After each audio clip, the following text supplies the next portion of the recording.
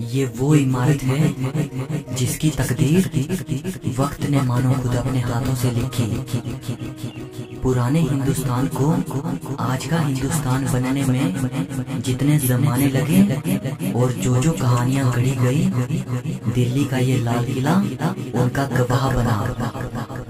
पिछली 4 सदियों में इस इमारत ने इतिहास को ना जाने कितनी दफा करवटें बदलते देखा। इस इमारत ने गुजरते दौर देखे हैं, बदलते जमाने देखे हैं। वो हुकूमतें जिनकी बादशाहत कभी पूरे हिंदुस्तान पर थी, उन हुकूमतों को पल में नेस्तो नाबूद होते देखा है। इस वीडियो में आप लाल किले के बारे में 23 ऐसी बातें जानोगे जो शायद ही आपने पहले कभी सुनी होंगी। सो इस वीडियो को आखिर तक जरूर देखना। नंबर 23, दिल्ली के इस लाल किले का जो ये नाम है लाल किला, ये नाम किले की एक बड़ी सी लाल पत्थर से बनी बाउंड्री वॉल्स की वजह से पड़ा है। और ये नाम शायद 19वीं सदी में अंग्रेजों के जमाने से पड़ा है। शायद वो अंग्रेज ही थे जिन्होंने इसे रेड फोर्ट कहना शुरू किया था। लेकिन बहुत कम लोग जानते हैं कि इस किले का असली नाम किला ए मुबारक है। ये नाम शाहजहां ने इसे दिया था। नंबर 22, शाहजहां ने लाल किला बनवाने का तब सोचा जब उसने ये फैसला किया कि अब मुगल साम्राज्य की राजधानी आगरा से दिल्ली बदल दी जाए। अकबर के जमाने में मुगलों की राजधानी आगरा थी। अकबर को दिल्ली उतनी पसंद नहीं थी क्योंकि दिल्ली अकबर को अपने पिता हुमायूं की शेरशाह सूरी से हुई हार याद दिलाती थी। लेकिन शाहजहां आगरा की गर्मी से परेशान थे और उसने दिल्ली वापस आने का मन बना लिया। उसने तय किया कि मुगल साम्राज्य की राजधानी अब दिल्ली होनी चाहिए। दिल्ली में शाहजहां ने एक शहर बसाया जिसे नाम दिया गया शाहजहानाबाद। इसे अब पुरानी दिल्ली कहा जाता है। इसी शहर के बीच में भव्य लाल किले का निर्माण शुरू हुआ। नंबर 21, 1638 में शाहजहां ने लाल किला बनवाने का हुक्म दिया और पूरे 10 साल बाद 1648 में लाल किला बनकर तैयार हुआ। जब लाल किला बनकर तैयार हुआ उस वक्त शाहजहां अफगानिस्तान के काबुल में थे। जब उन्हें ये खबर दी गई तब बादशाह वहां से फौरन दिल्ली वापस आ गए। नंबर 20, लाल किले के 2 मुख्य दरवाजे थे, दिल्ली दरवाजा और लाहौरी दरवाजा। दिल्ली दरवाजे के जरिए ही शाहजहां नमाज के लिए जामा मस्जिद जाया करते थे। लेकिन बाद में औरंगजेब ने लाल किले के अंदर ही अपने और अपनी बेगमों के लिए निजी मस्जिद बनवा ली जिसे मोती मस्जिद कहा जाता है। नंबर 19, दिल्ली दरवाजा तो अब आम जनता के लिए खुला नहीं है। सिर्फ लाहौरी दरवाजे के जरिए ही लोग किले के अंदर जा सकते हैं। लाहौरी दरवाजे का नाम लाहौरी दरवाजा इसलिए पड़ा क्योंकि मुगलों के जमाने में 3 शहर ऐतिहासिक और राजनीतिक दृष्टि से बड़े महत्वपूर्ण थे, दिल्ली, आगरा और लाहौर। और इस दरवाजे का जो फ्रंट है वो लाहौर शहर की तरफ है, इसीलिए इसे लाहौरी दरवाजा कहा जाता है। नंबर 80, इस लाहौरी दरवाजे के सामने औरंगजेब ने ये दीवार बनवा दी थी। इसे घूंघट वाली दीवार कहा जाता है। लाहौरी दरवाजा चांदनी चौक के बिल्कुल सामने पड़ता है और इस दरवाजे से दीवाने आम साफ दिखाई देता था जो कि बादशाह के बैठने की जगह थी। इसीलिए लोगों को बादशाह की अदब के लिहाज से चांदनी चौक पर पैदल चलना पड़ता था। ये दुविधा खत्म करने के लिए और किले को और भी प्रोटेक्शन देने के लिए औरंगजेब ने लाहौरी दरवाजे के सामने ये दीवार बनवा दी थी। शाहजहां को औरंगजेब की ये बात बिल्कुल पसंद नहीं आई। कहा जाता है कि चांदनी चौक पर खड़े होकर अगर कोई लाल किले को देखता था तब सामने लाहौरी दरवाजा बड़ा ही सुंदर दिखाई देता था। लेकिन बाद में दीवार बन जाने के बाद वो उतना भव्य नहीं रहा। जब ये दीवार बनवाई गई उन दिनों शाहजहां आगरा में कैद थे। आगरा से ही शाहजहां ने औरंगजेब को एक खत लिखा था। खत में शाहजहां ने लिखा था कि बेटे, दीवार बनवाकर मानो तुमने किले की दुल्हन के चेहरे पर घूंघट डाल दिया है। नंबर 17। इसी घूंघट वाली दीवार पर खड़े होकर 15 अगस्त 1947 को प्रधानमंत्री पंडित नेहरू ने पहली बार आजाद भारत का तिरंगा झंडा फहराया था। तब से लेकर आज तक ये सिलसिला हर साल दोहराया जाता है। नंबर 16। लाहौरी दरवाजे से अंदर जाते ही लाल किले का मीना बाजार शुरू हो जाता है। इसे छत्ता बाजार भी कहते हैं।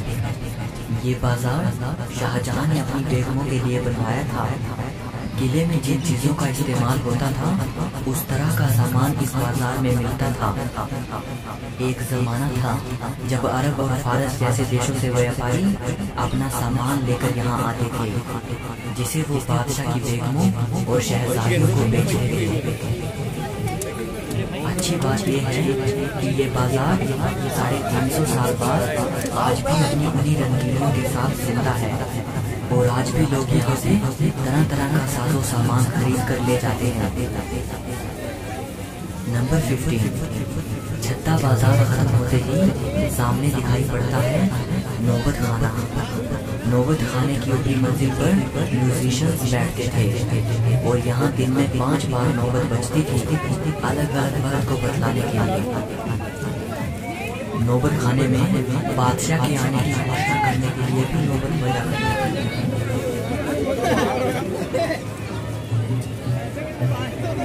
इसी नौबत खाने के अंदर 9वें मुगल बादशाह जहांदार शाह और 10वें मुगल बादशाह फर्रुख सिंह का कत्ल किया गया था। नंबर 14। नौबत खाने के बिल्कुल सामने पड़ता है दीवाने आम। नाम से ही अंदाजा हो जाता है दीवाने आम यानी ऐसा शाही दरबार जो आम लोगों के लिए लगता था। दीवाने आम में मौजूद इस ऊंचे सिंहासन पर बैठकर बादशाह आम लोगों की समस्याएं सुनते थे और उनका समाधान करते थे। बादशाह के इस सिंहासन को नशे मने जिक्र इलाही कहा जाता था, यानी ऐसा स्थान जिस पर ईश्वर की छाया हो।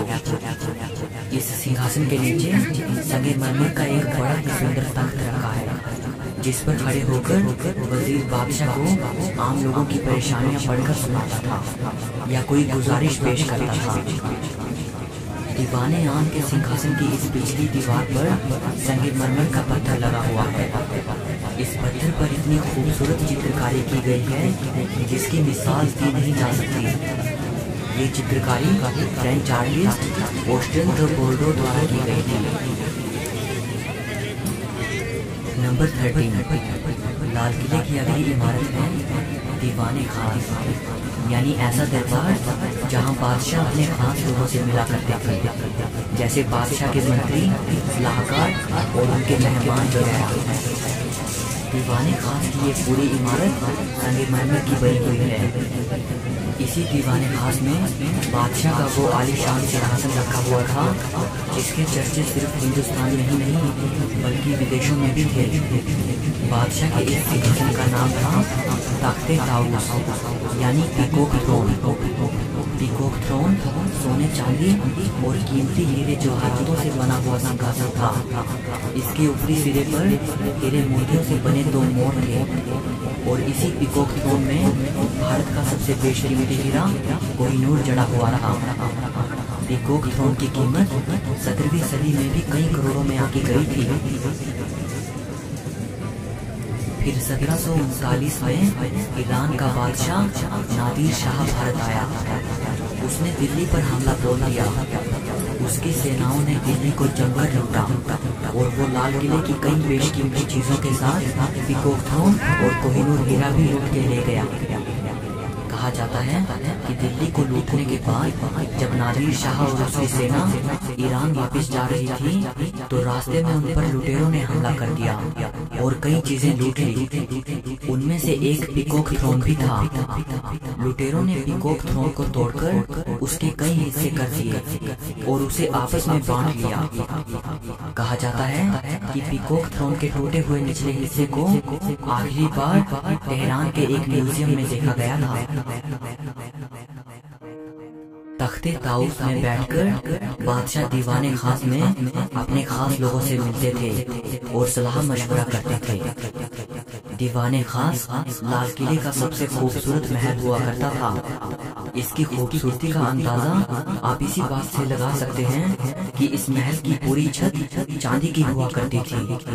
बाद में उस चांदी की छत को निकाल लिया गया। इसकी संगमरमर की दीवारों पर जगह जगह पर कीमती पत्थर और नगीने जड़े हुए थे जिन्हें लोग निकाल कर ले गए। अब उनके सिर्फ निशान बाकी हैं। इसी दीवाने खास में फारसी की वो मशहूर पंक्तियां लिखी हैं। अगर फिरदौस बर रुए ज़मीं अस्त हमी अस्तो हमी अस्तो हमी अस्त। अगर धरती पर कहीं स्वर्ग है तो वो यही है, यही है, यही है। नंबर 12। किले के अंदर अगर कोई सबसे सुंदरतम रचना थी तो वो थी नहर बहिश्त यानी स्वर्ग की नहर। इस नहर को शाहजहां ने जन्नत की परिकल्पना पर बनवाया था। नहर बहिश्त जब महलों के अंदर से होती हुई बाग बगीचों के पास से बहती थी तब मानो स्वर्ग जैसा एहसास करवाती थी। इसके बहने से पानी की बड़ी मधुर आवाज पैदा होती थी। नहर बहिश्त में फव्वारे बने हुए थे। इससे निकलते फव्वारे मानो गर्मियों में भी सावन का एहसास करवाते थे। वैसे तो नहर बहिश्त लाल किले के अंदर कई जगह से बहती थी, लेकिन इसे महलों के बीच में से इसलिए बनाया गया था ताकि नहर के पानी से महलों के अंदर ठंडक रहे।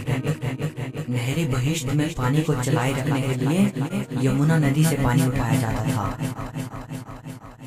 नंबर 11। शाहजहां ने अपनी रानियों और किले की अन्य शाही औरतों के लिए जो महल बनवाए थे उनमें पहला महल है रंग महल। ये बहुत ही बड़ा महल है। इस महल के बीच से नहर बहिश्त बहा करती थी जो इसे गर्मियों में भी ठंडा रखती थी। अंग्रेजों ने अपनी हुकूमत के दौरान रंग महल को रसोई घर में बदल दिया था। इस महल की दीवारों पर बेशकीमती पत्थर और मोती जड़े हुए थे। दीवारों पर उन पत्थर और मोतियों के उखाड़े जाने के निशान देखे जा सकते हैं। नंबर 10। अगली इमारत है मुमताज महल। ये महल भी किले में रहने वाली शाही परिवार की औरतों के लिए था। इस महल का नाम शाहजहां ने अपनी प्रिय बेगम मुमताज के नाम पर रखा था, जिसकी मृत्यु काफी समय पहले हो चुकी थी। इस महल में बादशाह और शहजादों के अलावा किसी और को आने की इजाजत नहीं थी। जब अंग्रेजों ने लाल किले पर कब्जा कर लिया उसके बाद मुमताज महल को उन्होंने जेल खाने में बदल दिया था। नंबर 9। रंग महल के पास मौजूद है खास महल। खास महल बादशाह का अपना निजी महल था। इस बड़ी सी इमारत के 3 मुख्य कमरे हैं। पहला तस्बीह खाना। इस कमरे में बैठकर बादशाह इबादत करते थे। दूसरा है ख्वाबगाह यानी सपनों का महल। ये बादशाह का बेडरूम था। और तीसरा है बड़ी बैठक। यहाँ बादशाह फुर्सत की घड़ियों में बैठते थे और आराम फरमाते थे। नंबर 8। लाल किले में एक खूबसूरत बाग हुआ करता था जिसे हयात बख्श बाग कहा जाता था। हयात बख्श बाग का मतलब होता है जिंदगी देने वाला बाग। आज किले में हयात बख्श बाग का सिर्फ खाली मैदान बाकी है, लेकिन एक जमाना था जब इस बाग से खुशबूदार फव्वारे निकलते थे और यहाँ रंग बिरंगे फूल उगाए जाते थे। नंबर 7। हयात बख्श बाग के मैदान में बिल्कुल एक जैसी दिखने वाली दो इमारतें आमने सामने मौजूद हैं। एक इमारत का नाम है सावन और दूसरी का भादों। क्योंकि फारसी मुगल दौर की आम बोलचाल की भाषा थी, इसीलिए किले में और जितनी भी इमारतें, महल और दूसरी चीजें मौजूद हैं, उन सभी के नाम फारसी भाषा में रखे गए थे, सिवाय इन दो इमारतों के। इन इमारतों के नाम हिंदी महीनों के नाम पर रखे गए थे। जब कभी दिल्ली में बारिश होती थी, तब एक इमारत में शाही परिवार के पुरुष और दूसरी में शाही औरतें बैठकर बारिश का आनंद लेती थी।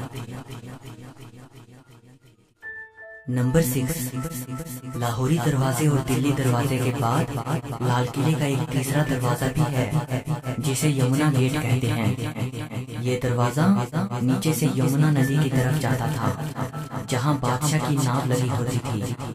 बादशाह नाव में बैठकर यमुना नदी के जरिए दिल्ली से दूसरे शहरों में जाते थे।